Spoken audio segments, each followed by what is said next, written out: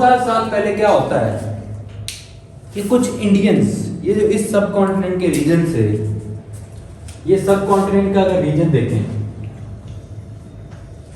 सब कॉन्टिनेंट का या अमेरिका का? ये तो मैं अभी बताता हूँ। ये है वो चीज जो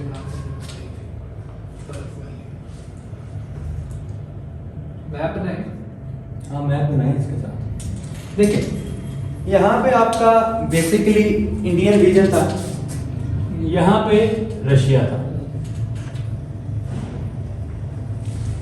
अब क्या होता है कि इंडियंस कुछ ना साइबेरिया में माइग्रेट कर जाते हैं, यहाँ से इंडियंस उठ के इस रीजन पे आ गए, इंडियंस ये साइबेरिया के रीजन पे आ गए। अब ये नोमैड्स थे, यानी कि ये एक फिक्स कोई भी होमलैंड या एक फिक्स ठिकाना नहीं थे, ये शिफ्ट होते रहते थे। तो इधर भी यही हुआ कि ये नोमैड्स उठ के यहाँ से यहाँ गए। अब एट दैट टाइम ये जो दरमियान में रीजन है ना, ये इसको हम कहते हैं बेरिंग सी। अभी ये इसका नाम है बेरिंग सी। तो ये एक नॉर्दर्न रीजन है, नॉर्दर्न हेमिस्फीयर में जब आ जाता है, यानी कि यहाँ पे ठंड है, ठीक है, यहाँ का ट्रॉपिक ऑफ कैंसर और कैप्रिकॉर्न से ऊपर जो रीजन है वहाँ पे जनरली ठंड होती है। तो ये जो बेरिंग सी थी ना, ये क्या होगी, जम गई। इसने ऐसा एक ब्रिज काम किया, नोमैड्स को ये रास्ता नहीं मिला, वो यहाँ से उठ के इधर आ गए, ठीक है। इसको बेरिंग ब्रिज के नाम से मशहूर है कि पहले 2000 साल पहले तकरीबन ट्रेस किया जाता है। तो वो बेरिंग ब्रिज पे चले जाते हैं और वो अमेरिकन हेमिस्फीयर में जो आपका अमेरिकन कॉन्टिनेंट है उसमें चले जाते हैं। लेकिन जैसे वो यहाँ पे जाते हैं तो ये जो ब्रिज था क्या हो जाता है, पिघल जाता है और वापस जाने का रास्ता नहीं होता। तो फिर वो आहिस्ता आहिस्ता ये यहाँ पे सब पे स्कैटर हो जाते हैं, सिविलाइजेशंस बनती हैं, मायंस आ गए आपके, एज़टेक्स, ये सारे आपके पुराने जो थे वो फिर फॉर्म होते हैं। वो इतने इंपॉर्टेंट नहीं है तो हम अभी इसको छोड़ते हैं। अच्छा ये समझ आ गई। अच्छा एक तो ये, अब मॉडर्न डिस्कवरी जो हमने बेसिक पढ़नी है, क्या पढ़नी है, मॉडर्न डिस्कवरी के आजकल के दौर में ये जो हम क्रिस्टोफर कोलंबस का कहते हैं वो डिस्कवरी कैसे हुई, मॉडर्न डिस्कवरी। भाषा हो गया, एक इलाका ऐसा बोस होता है, ठीक है बच्चे, हमने सुनते हैं कि मॉडर्न डिस्कवरी किसने की, क्रिस्टोफर कोलंबस ने। लेकिन ये बात रीजन क्यों किया उसने, क्यों गया वहां पे, उसमें मेन इशू है आपका, मेन चीजें हैं। तो सबसे पहले देखते हैं यूरोपियन हिस्ट्री में, अगर हम यूरोपियन हिस्ट्री को ट्रेस करें,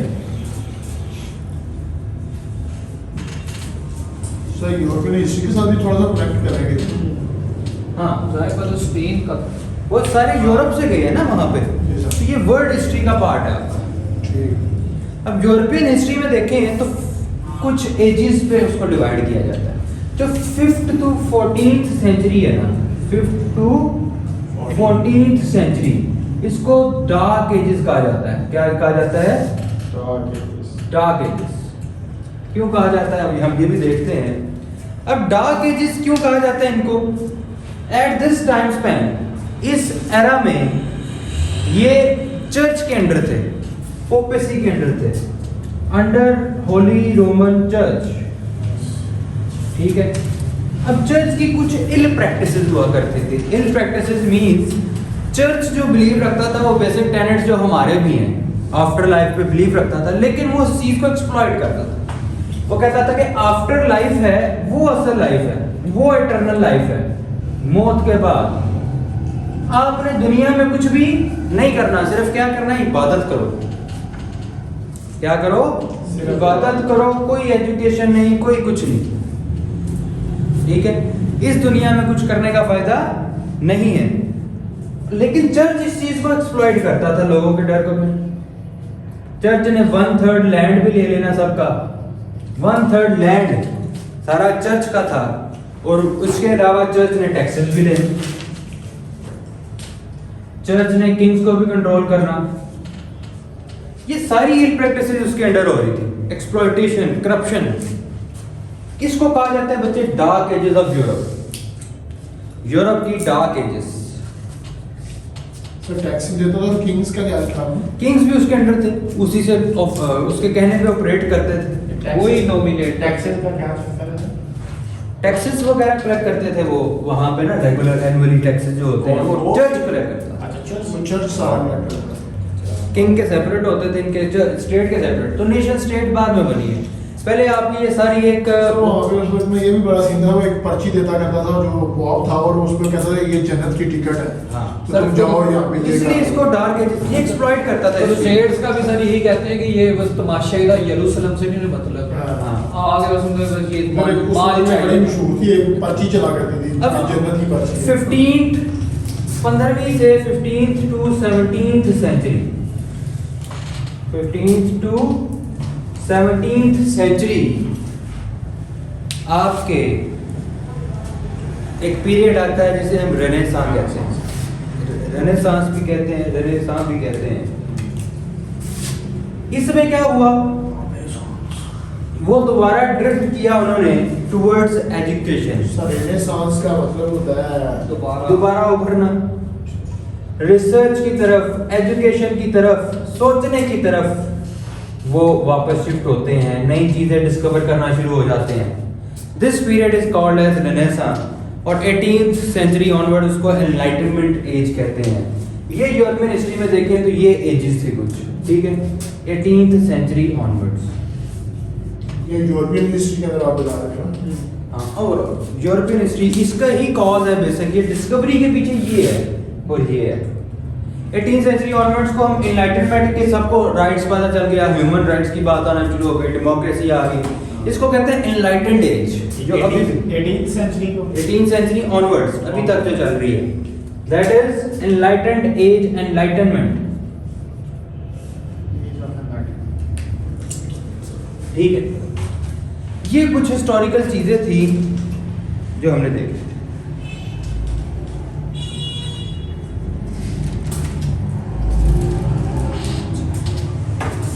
फिर एक और चीज है, एक दफा मैं आपको जनरल बताता हूँ, फिर हेडिंग्स में अरेंज कर लेते हैं आप, ठीक है, ताकि इसको कनेक्ट कर सकें। अब एक ये चीज है, फिर एक आई रेनेसांस, ठीक है। अब जैसे ही रेनेसांस आती है, हम पहले इसकी बात करते हैं, जैसे ही रेनेसांस आती है तो क्या होता है, डिस्कवरी शुरू होती है, कंपास आ जाता है, ठीक है, दो थ्योरीज इमर्ज होती हैं, ठीक है, कंपास आ गई, नेवल शिप्स जो है वो बेहतर होगी, वो एडवांस होगी, ट्रैवल करना इजी हो गया। फिर इसके अलावा रेनेसांस में अगर देखें ना तो चीजें डिस्कवर होना शुरू होगी, कंपास, शिप्स एडवांस होगी, थ्योरीज आई, लोगों ने सोचना शुरू किया तो थ्योरीज आई कि एक राउंड अर्थ थ्योरी आती है कि दुनिया गोल है, और एक फ्लैट अर्थ थ्योरी, दो थ्योरीज थी। तो लोगों ने अब सोचना शुरू किया, डिस्कवर करना शुरू किया हुआ है, लेकिन दरमियान में क्या होता है, दरमियान में क्या होता है, 1453 में कोलंबस और जानते हैं स्पेन के बादशाह को ये नहीं बाहरी अंदर है। 1453 में वो कॉन्स्टेंटिनोपल, पता हो गया। इस्तांबुल, उसको कस्तुंतुनिया ऑटोमन्स कैप्चर कर लेते हैं। Constant Ottoman Empire, Ottomans Constantinople को कैप्चर कर लेते सही है, हैं, सुल्तान में बताते करते हैं उसको। और एट दैट टाइम कॉन्स्टेंटिनोपल जैसे कैप्चर किया, ये जो इस्तांबुल का रास्ता जाता है यूरोप को कनेक्ट करता है एशिया से, सिर्फ एक सीज है, तो ये एक ही लैंड रूट था जो वो यूज करते थे ट्रेड के लिए, लैंड रूट था जो वो यूज करते थे किसके लिए, ट्रेड के लिए, ठीक है। अब at that time capitalist ideology थी, एनरिच करना है खुद को, मदरलैंड को एनरिच करना है। जैसे ही ट्रेड रूट में हर्डल आ जाती है, जैसे ही ट्रेड रूट में हर्डल आ जाती है, तो उसकी वजह से वो ऑल्टरनेट रूट्स देखना शुरू कर देते हैं। इसका भी ऑटोमन्स का कैप्चर करने का आपने दिखा देना है, मैप बना देना है कैसे कि देखें ये यूरोप है, अगर ये नीचे अफ्रीकन से कनेक्ट होता है, ये यूरोप का सेंटर, तो ये एक पतला सा रास्ता यहाँ पे जाता है जो तुर्की से कनेक्ट होता है, यहाँ पे आपकी वो है ब्लैक सी है, ब्लैक सी, ठीक है। मेडिटेरियन, ये यहाँ पे मेडिटेरियन है। ये आपका ऑटोमन्स थे यहाँ बाकी पे, जो तुर्की है वो सारा एशिया में है और थोड़ा सा हिस्सा उसका यूरोप यूरोप। है। इस्तांबुल उस तरफ, यही यूरोप है। यूरोप। यहाँ पे आपका दरमियान में एक इस्तांबुल होता था, दिस इज इस्तांबुल। उसे बना रहे मैप में आप सही तरह देख के बनाए, क्या इसको ही बना रहे इस तरह भी ठीक। हाँ, तो ये इस्तांबुल है कि रेड रूट था जिसको ऑटोमन्स ने कैप्चर कर लिया। अब उनके पास ट्रेड रूट नहीं है। अब मसला क्या है? हाँ, इस्तांबुल भी लिख सकते हैं, कॉन्स्टेंटिनोपल भी लिख सकते हैं। अच्छा, अब मसला क्या है, इशू क्या है? इशू ये है सर उधर ऑटोमन्स की जगह एशिया माइनर नहीं, वो नहीं लिखना एशिया। हम आप बाकी भी बीच मार्कर से एशिया भी लिख दें। तो इशू क्या है कि यहाँ पे उन्होंने टैक्सेस लगा दी। अब टैक्सेस लगाना, टैक्सेस देना किसी और को, वो तो वो गुनाह समझते थे। क्यों टैक्सेस? क्यों? मर्केंटलिस्ट आइडियोलॉजी थी ना। मर्केंटलिस्ट आइडियोलॉजी क्या कहती है? Enrich yourself through exploitation of others, या आप कुछ भी करके खुद को एनरिच करो, अपनी मदरलैंड को एनरिच करो। पैसे किसी को देना उनकी आइडियोलॉजी के खिलाफ था। क्या ये आपने क्या लिखा मर्चेंट? मर्केंटलिस्ट, मर्केंटलिज्म, ये समझ आ गया कंटेक्स्ट। अब ये चीजें हो रही हैं, उनको अल्टरनेट ट्रेड रूट की जरूरत है, चीजें नई डिस्कवर हो रही हैं, लोगों में एनलाइटनमेंट आ रही है। इसी सना में एक बंदा निकलता है, क्रिस्टोफर कोलंबस। ये सारा समझ आ गया? Sir, give taxes against the ideology of European. हाँ, to give taxes was against, पूरा अगर सेंटेंस बनाना ना। सर थोड़ा ये भी तो फिर मेंशन करें ना, जैसे स्पेन भी तकरीबन 20 साल पहले से वो उनके हाथ में गया था, रिकॉन्क्वेस्टा जो उसकी हुई थी, ईसाइयों ने दोबारा स्पेन ले लिया था। उसके बाद वो उठे थे ना सारे दोबारा। नहीं, वो उससे तो नहीं ना, यूएस हिस्ट्री से तो नहीं लिंक होगा। अच्छा, अब क्रिस्टोफर कोलंबस क्या है? आता है एक और बंदा, अब उसे भी पता है कि इनको ट्रेड रूट भी चाहिए। वो एक नेविगेटर था, उन्हें उसे पता है कि यूरोप में ट्रेड रूट चाहिए, और उसे पता, वो बिलीवर था जो कोलंबस था, क्रिस्टोफर कोलंबस, वो खुद एक इटालियन था, ठीक है, खुद एक इटालियन था, लेकिन उसने जो हेल्प ली थी जाने के लिए, वो किससे ली थी? स्पेन से। कोलंबस ने, हाँ। उसने तो जाहिर बात है वो बादशाह के पास गया था स्पेन से, उसको कहा था मैं वहाँ पर डिस्कवर करूँगा तो मुझे सपोर्ट करो। क्वीन, एक वो लेडी क्वीन थी। बिल्कुल, मैं आपको बताता हूँ। पहले कोलंबस एक इटालियन था, अब ये बिलीव करता था राउंड अर्थ थ्योरी में, दुनिया राउंड है, दुनिया गोल है। इटली तक उन्होंने मदद मांगी थी, दी नहीं सी, फिर स्पेन गया उसकी। सबसे पहले ये गया इंग्लिश किंग के पास। किसके पास? English king. इटली तो तब था ही नहीं ना, इनमें तो तबाही चल रही थी वैसे भी उन दिनों, वो मैकियावेली का सब भी वो इटालियन क्यों कहते हैं उसको, वहाँ से वो मूव मॉडर्न डे जो इटली है उस रीजन का था। इटली तो 1800 में बना है, उस जर्मनी। टाइम तो सर वैसे ही वो मैकियावेली का दौर था, हाँ। उसका अंदर तबाही मची हुई थी। अब देखें, इटालियन रीजन में ही बेसिकली रेनेसां उभरी थी, ठीक है, वहीं पे मेजर डिस्कवरी थिंकिंग आर्ट का जो कल्चर था। अच्छा, अब वो इंग्लिश किंग के पास जाता है, जो मेजर एम्पायर थी, उसने एम्पायर के पास ही जाना है। इंग्लिश किंग के पास जाता है, लेकिन उसने क्या कर दिया? रिजेक्ट कर दिया। उसने जाके कहा कि दुनिया गोल है, दुनिया गोल है, हम इधर रहते हैं, ठीक है। फॉर एग्जाम्पल वो कहता है ये दुनिया है, हम इस स्पॉट पे हैं, हमने इधर जाना है, हम यहाँ से नहीं जा सकते, तो हम क्या करें? यहाँ से घूम के यहाँ पे आ रहे हैं।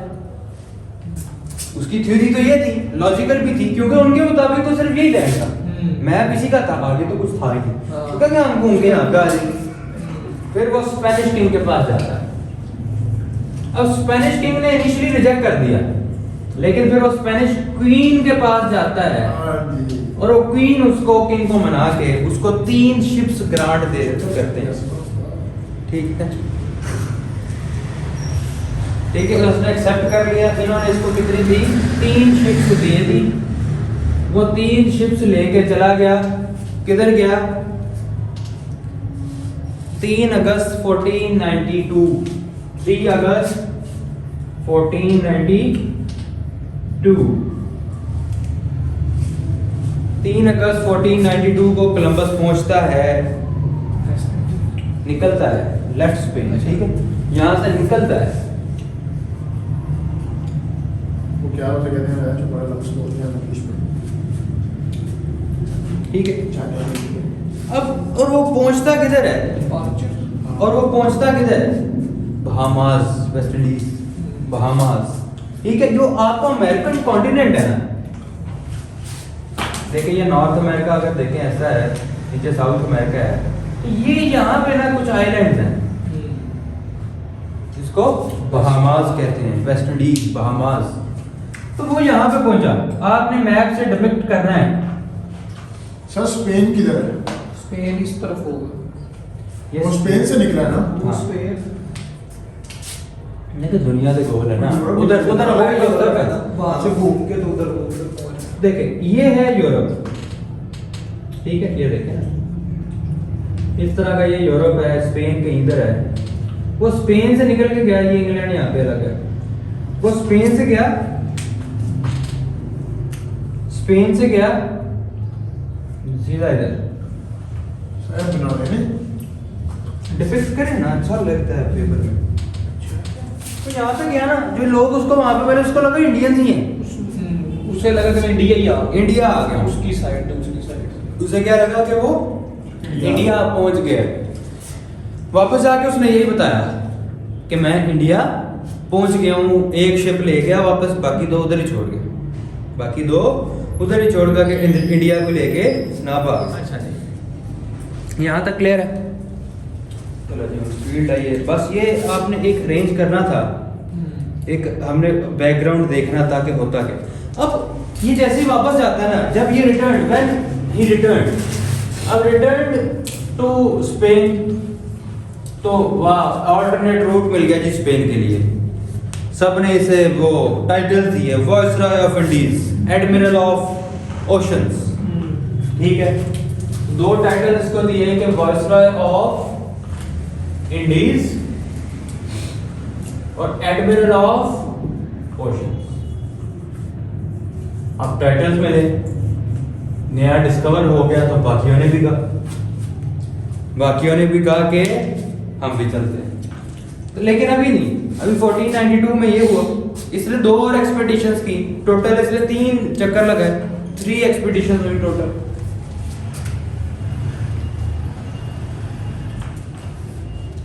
लेकिन जब ये गया वापस सेकंड एक्सपेडिशन में, तो वहां पे कोई भी नहीं था, सबको मार दिया गया था। पूरा वेस्ट इंडीज ही डाल देता। और वो जो बंदे छोड़ के, अच्छा, उनको मार दिया उन्होंने, राइट इंडीज। डिजीज की वजह से मरे थे। हाँ, कौन से वो बहामास वाले जो थे? जिनको वो छोड़ के गया था। उसके बाद अपने जो शिप्स थे ना, एक शिप वापस लेके गया था, 2 उधर छोड़ के था। अच्छा, अब ये गया, 3 एक्सपेडिशन, बाकी दोनों फेल हो गई, कोई उसको मिला ही नहीं कुछ, वापस आ गया और उधर ही पी के मर गया 1506 में। स्पेन में 1506 में इसकी डेथ हो जाती है। सेकंड एक्सपीडिशन में जब गया तो मार गए थे सारे। हाँ, फिर ये दोबारा भी किया फंडिंग लेके, दोबारा भी इसको कुछ भी नहीं मिला। दोबारा ये डिफरेंट जगह पे आप डेट्स देख सकते हैं। अच्छा, लेकिन इसको मिला कुछ नहीं। ये भी कंटेक्स्ट समझ आ गया। तो 1506 में उसकी डेथ हो जाती है। कोलंबस को ड्यूरिंग हिज लाइफ कोई क्रेडिट नहीं दिया गया नया कॉन्टिनेंट डिस्कवर करने। ड्यूरिंग हिज लाइफ क्रेडिट, वो भी तो सर यही क्लेम कर रहा था कि मैं इंडिया पहुंच गया हूं। और फिर इंडिया फिर उसके बाद एक नया जगह उतरा है, फिर पहुंचा से ਉਹਦਾ ਕੀ ਨਾਮ ਸੀ? Vasco da Gama. Vasco da Gama. Vasco da Gama तो इंडिया ही नहीं गया। हाँ, इंडिया पे पहुंचा था। तो सब जिसने बड़ी जुल्म किया था वो है ही नहीं सी। किस पे? वो नॉर्थ अमेरिका उस वक्त में। वो दी वास्को दी गामा। नहीं नहीं नहीं, बच्चे डिफरेंट जाते हैं। स्पेन के काफी एडमिरल्स गए इसके बाद। पहले स्पेन की कॉलोनी बनी हाँ, थी, फिर सबसे बीच- पहले स्पेनिश कॉलोनी। स्पेन के पास सबसे ज्यादा एरिया था। मैक्सिको उनके पास, फ्लोरिडा उनके पास, ये अमेरिका का भी जो लेफ्ट साइड पे सारा जितने भी वार्म एरिया से उन्होंने पहले कर वो दिया। सारे आज भी स्पेनिश बोलते हैं। ब्राजील, कोलंबिया, नीचे इस बार में बड़ा दिल करता है जाके चीजें एक्सप्लोर करने का, लोगों को देखने का, कैसी कैसी अल्लाह की दात। अब अमेरिका का नाम अमेरिका कैसे पड़ा ये भी बताते चले। अमेरिका का नाम बच्चे, इसका एक मैप बनाया बंदे ने। फिर जब ये हो गया डिस्कवर, लोगों को रियलाइज कब हुआ था कि ये इंडिया नहीं है। इसको डिस्कवर किया किसने था? कोलंबस ने नहीं किया था। कोलंबस कर गया ना, कोलंबस कैसे कर? रास्ता तो बताया गया ना उस रीजन का। ये रीजन है। तो बहामास तो अमेरिका में आता है ना वो। अमेरिकन कॉन्टिनेंट की बात कर रहे हैं, अमेरिका की बात नहीं कर रहे। यूएसए तो कंट्री है, अमेरिका कॉन्टिनेंट है। साउथ अमेरिका, मतलब ये बहामास हुआ है वो अमेरिका कॉन्टिनेंट में आता है। हाँ। Central America. ठीक है। अब डिस्कवर हो गया। अब लोगों को कब रियलाइज हुआ? जब वास्को डिगामा जो था वो घूम के, अगर इसी से देखें ना, नीचे ये अफ्रीका है, फिर आपका ये आगे एशिया आ जाता है। तो उसने क्या किया, वो घूम के यहाँ से इंडिया पहुंचा था। उसने कहा अच्छा यहाँ से नहीं जाते तो शिप तो हैं अब, तो वो ये घूम के यहाँ पे इंडिया पहुंचा था। जैसे इंडिया पहुंचा तो उसने जो कोलंबस की डिस्क्रिप्शन सुनी वो उससे बिल्कुल डिफरेंट थे। वो दरम्यान में वही था उनका, वो ऑटोमन्स का रूट था कि हाँ। ऑटोमन का रूट था, वो अडॉप्ट नहीं थे कर रहे हैं वो, इसलिए वो क्या किया, वो घूम के गए। तो डिस्कवर हुआ था, पता चला कि कोलंबस नई दुनिया में पहुंच गए और इसको वाकई ही नई दुनिया कहा जाने लगा था, न्यू वर्ल्ड। अमेरिका का ये मतलब है। नहीं सर कोलंबस जब थर्ड में गया था ना, तीसरी दफा जब वो गया था एक्सपीडिशन के बाद, सर वो जब शराब जाके पी पी के मार गया, उससे पहले वो उन्हें लोकाना नहीं बड़ा कुछ दी थी ऐसी जिस जब वो मेरा थी तो सब दी लेता नहीं आते जाके। अच्छा, इसे द न्यू वर्ल्ड कहने लगे लोग। फिर इसका मैं एक रफ सा मैप बनाया, एक इटालियन नहीं, इटालियन का नाम है अमेरिगो वेस्पुची।